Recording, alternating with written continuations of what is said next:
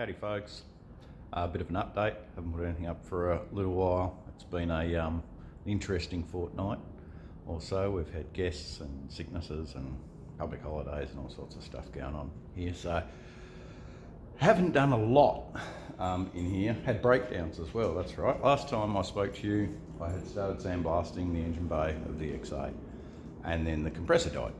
So luckily a neighbour said, oh, I've got an old motor sitting up there, it might work. So we, I went up and grabbed that, got it worked out and put it on, and it's working away. I'll spin you around. There she is, the old girl. So there's the old motor that died. As you can see, another vintage motor fitting of the 1960s. Or 1960 actually, the compressor is. Anyway, so I got that working and then got back into blasting out the car. Spent some time removing all of the loom, brake booster. As I said, I haven't taken the steering column out yet, or the box. We'll probably do that when we put it on the rotisserie. So, pretty happy with in here now. There are a few little spots which I will get probably from upside down when I turn it over. I've also done in all the front wheel arches.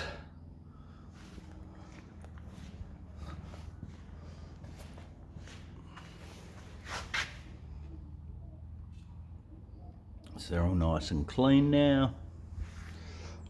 As I said, when I flip it over, I'll blast spots from underneath as well.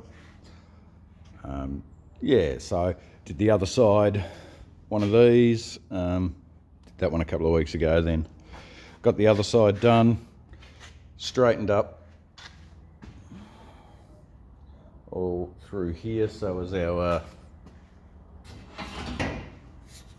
brace fits in, this is the support brace, and yeah, when I put a clamp on it, basically it pops in there and fits in there.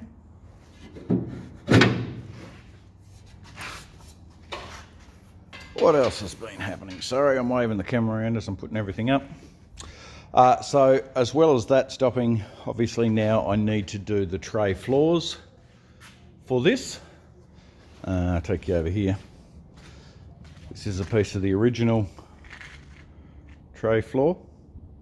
This is the front piece that normally covers the petrol tank. I don't know if you can make it out, but it's all rusted out along the edges and through a bunch of these supports. So, new ones. And obviously this is 1600 wide, and the little bead roller I had was only 350 mils deep, so nowhere near big enough. So I spent a bit of time last week and I come around this side. There's the little bead roller, that piece and that piece. And so I cut and extended all the bars, built the frame, set up a spring on here and a handle. So I've got my adjustments. Yeah, so I've now got 950, also built the straight edge. A piece of box tube up inside here and slotted it all the way across. And I've got 2 bolts on the straight edge, so I can adjust that to anywhere I want. Clamp it down, tighten up the bolts, and hopefully we'll have nice straight bead lines for the tray. Yeah, so that's where I'm up to. I pulled the rear cabin wall back out just to add the little pieces on the bottom here where there was rust in the original one. I've taken those lips off, put new ones on. That's where I'm at. That'll go back into the car now, and once that's in the car, the doors and quarters will come off and it'll go up on the rotisserie, so I can flip it upside down and finish all in around the tunnel. all the way through to the back. And yeah, as I said, blast and clean up under there. Then I can put everything together. Oh, this is that other side piece. All the way around here is full of, if you don't know, is full of holes. When you take the lip off, there's a little cover piece that comes up here that's riveted on, and it leaves you with 8 holes about the size of your thumbnail underneath it, just factory pressings. And then when you cut this piece out, you end up with about, there's a whole heap of mouldings up inside here. And when you get rid of them all, you end up with about a 1/4 inch gap all the way through that you have to put a piece of rod in and weld back and forth and fill up, and they take a while.